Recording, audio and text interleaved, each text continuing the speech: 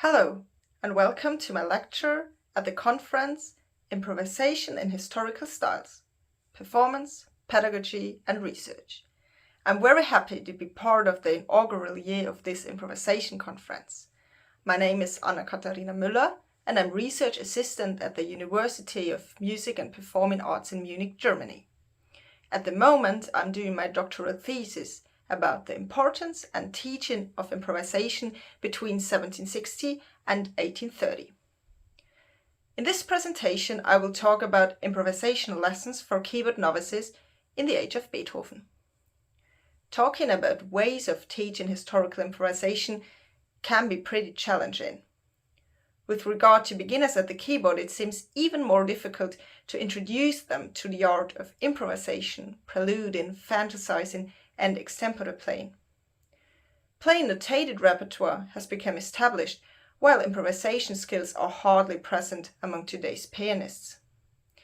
Nevertheless, nowadays there is a great interest in partimento, and not only musicologists, but also aspiring professional musicians study the historical sources. But what about absolute beginners? Are there indications in historical sources of the Beethoven era that improvisation, fantasizing, and preluding was part of the lessons for keyboard novices? Was improvisation part of the training from the start? What role did improvisation play in beginners' lessons? And how was improvisation taught to amateurs? Using a variety of historical sources, I will show you that improvisation was part of beginner keyboard lessons in the 18th and early 19th century. And it is very striking that chapters on improvisation, in the sense of playing extempore, also appear in keyboard schools for children and autodidacts. The value of these documents is often underestimated in research and music education. The treatises for amateurs are described as superficial and are not considered useful nowadays. But on closer examination, one realizes that the authors did not only collectively write down what they knew, but that they also prepared the content for the learners.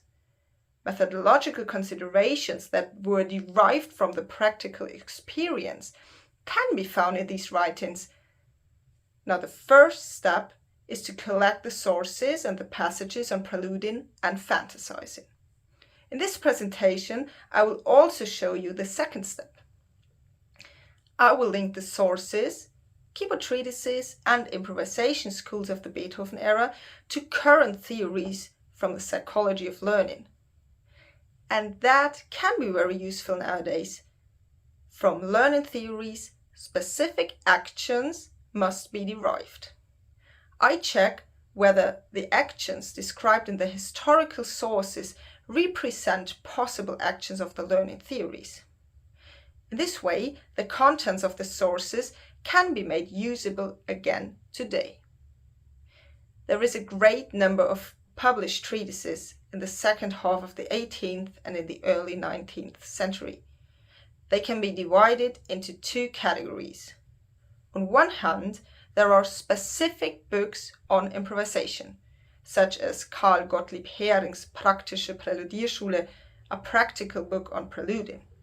Hering, who lived from 1766 to 1853, wrote several keyboard treatises, a book on thorough bass for beginners, and the book on preluding I already mentioned. On the other hand, we have keyboard schools or treatises that initially deal with the playing of keyboard instruments in general, and possibly include a chapter tending at the end of the volume that deals with preluding, fantasizing, and free playing. You can see the improvisation and keyboard treatises I chose for today's talk on the slide. In addition to Hering's book on improvisation, I will show some excerpts from Georg Andreas Sorge's Anleitung zur Fantasie, Instruction on Fantasizing, that was published in the year 1767. And in the year 1794, Johann Gottfried Vierling wrote his Versuch einer Anleitung zum Präludieren für Ungeübtere mit Beispielen, attempt to give instructions on preluding for the inexperienced with examples. In the second category, there we have the keyboard schools. Today I will discuss Georg Simon Löhlein's Klavierschule from the year 1773 and Johann Nepomuk Hummel's piano schools, a detailed theoretical practical instruction for playing the piano forte. In his Praktische Präludierschule, Carl Gottlieb Vierling states that young musicians can and should be trained in preluding and playing extempore. The author explains that a structured training in which the difficulty increases is particularly important for children. He also stresses that he would like to give practical exercises for his target group, the young learners. He explains his considerations on the content, methods, and benefits of the book in the foreword, so his pedagogical reflections are made very clear. He writes that this textbook should begin with the easiest exercises. So he doesn't want to give too many rules. It's all about playing and activity. Nowadays we would call this idea learning by doing.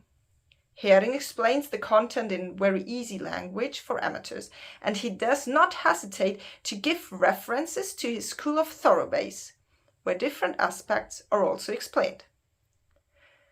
Connections to the Thoroughbase can also be found in the Anleitung zur Fantasie by Georg Andreas Sorge, who writes that one must have listened to a lot of good music and understand the Thoroughbase. Listening to a lot of good music is something teachers not often focus on in classical keyboard training. In jazz education, listening to concerts, live performances, or different recordings, which is of course only possible nowadays, is very common, and students can develop a feeling for phrasing or timing, for example.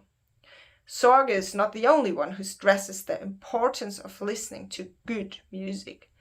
Carl Philipp Emanuel Bach writes in the first volume of his Versuch über die wahre Art, das Klavier zu spielen, that students start to get a good taste by listening to good music. Now I want to continue with Johann Gottlieb Vierling. In his Versuch einer Anleitung zum Präludieren, he writes down the prerequisites a musician needs to be able to play preludes and mentions the Thoroughbase as the first point. He writes, quote, I presuppose that anyone who wants to make use of this book, the Versuch, understands at least enough about the basso continuo to know how to treat the triad and the seventh chord with their inversions, as well as the ninth and the fourth chord. I pass over this piece here because there is no lack of good textbooks dealing with the Thoroughbase. For Vierling, prior knowledge plays a major role in learning to play extempore. Vierling names very precise prerequisites, like the triad and the seventh chord. In fact, in current teaching learning research, it is repeatedly found that the most significant determining factor of learning success is prior knowledge. Vierling gives exercises that consist of previous tasks. I marked that on the slide. Different tasks are put together so the students learn to create new pieces through already existing units. They can build on knowledge they already have, and they can connect that. When new knowledge can be integrated into existing strongly cross-linked knowledge structures, learners will be able to master tasks easier and gain a higher level, and it's also more likely that they expect to be able to solve the problem or master the task. According to Ackel's expectancy value model, the expectation for success is linked to motivation. The difficulty of the task is increased slowly, and so the learners have all the tools, they have everything they need, and they have the control to solve an interesting and nevertheless challenging problem. And by solving this task successfully, the learners also experience competence. In the self-determination theory by DC and Ryan, competence, together with autonomy and connection or relatedness, is one of the three needs for self-determination and intrinsic motivation. In instrumental pedagogy, relatedness in regard to pianists is often addressed as rarely possible because one basically spends a lot of time alone while practicing. Deci and Rhine describe relatedness as the feeling of belonging to a group. A very authentic description of how a pianist can experience social belonging, especially through fantasizing, is provided by Johann Nepomuk Hummel in the last pages of his detailed instruction on pianoforte playing. You already see the original text excerpt, and now I will translate it. After the abilities, taste and judgment had gradually developed and been established, and after a few years of quiet study in my room, I had acquired a perfect fluency and a kind of confidence in the matter, and the mechanism of my fingers was able to execute safely and without difficulty what the mind had given me at the same moment. Thus I tried to fantasize, but for a long time only before few persons, partly connoisseurs, partly not connoisseurs, and to observe in silence what effect the recital had on both parts of my small, mixed audience. In another passage, he writes, I wanted to learn to fantasize in front of the public. About amateurs, we can find the following in his textbook.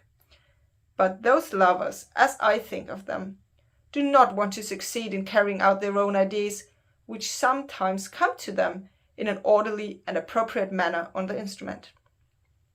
This, however, they earnestly desire, not however in order to make a public appearance, but only to entertain themselves and perhaps a few friends, in this way with spirit and soul. Connection is not only possible when playing together with other active musicians, but also when connecting with the audience. Integration into a social system that gives something back to the performer plays a role in the writing of Hummel, in both professional and amateur musicianship. The author defines different goals for him and for amateurs. His own goal was to fantasize and to improvise in public concerts, and so he worked and practiced to gain the goal that was personally important for him. But different goals are possible, and when people feel in control of their goals, they experience autonomy.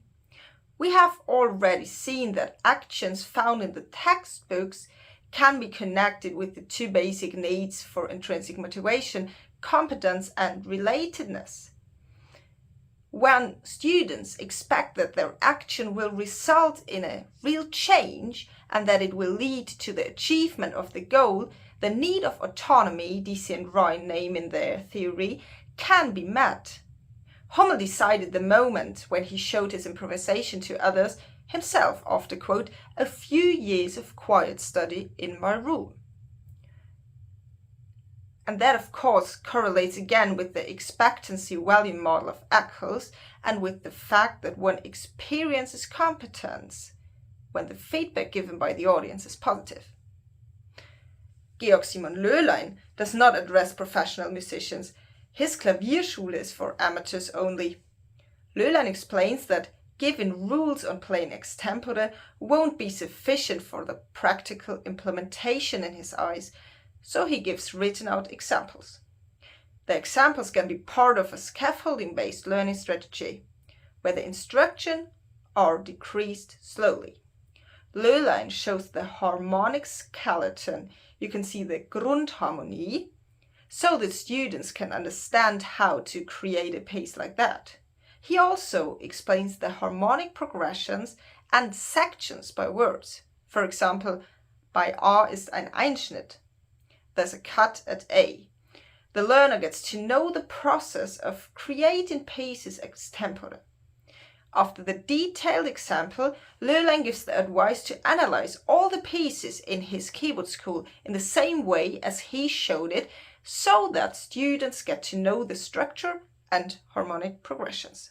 Löhlein says that the students will be able to abstract rules from the pieces in the piano school they already played.